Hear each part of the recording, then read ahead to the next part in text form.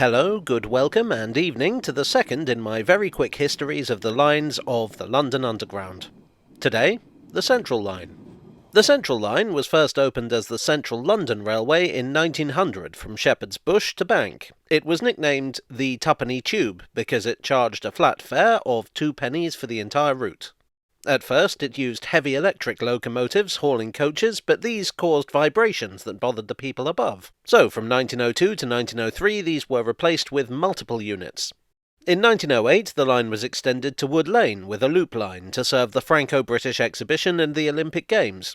In 1912 it extended in the other direction, to Liverpool Street. In 1913 the Central London Railway was bought out by Underground Electric Railways of London, although it kept a certain amount of independence from that group's other tube lines. The CLR struck a deal with the Great Western Railway to share a new line they were building from Shepherd's Bush to Ealing Broadway. This was opened in 1920, with the only intermediate station being East Acton. In 1923 North Acton and West Acton were added.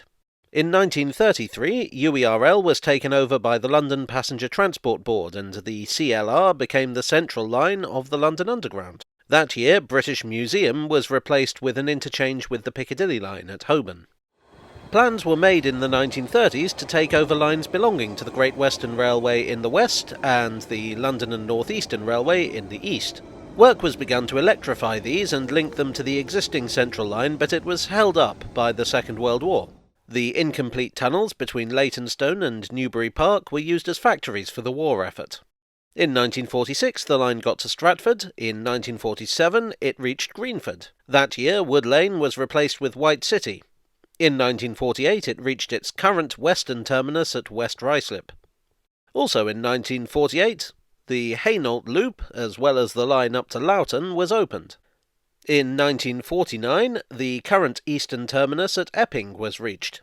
The Underground also took over the line from Epping to Ongar and operated it as a shuttle service separate from the rest of the line, not even bothering to electrify it until 1957. This was never well used, and in 1981 Blake Hall station closed.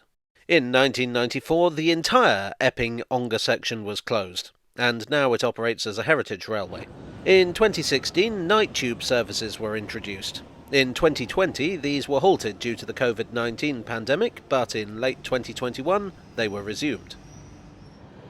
Well, I hope you enjoyed this red roving tale from the tube. If you did, then please do leave a like and consider subscribing for more. I'd like to thank my donors on Ko-fi and Patreon, as ever, for their kind support. You are the extensions to my Central London Railway. And I'll see you all again very soon for another tale from the tube.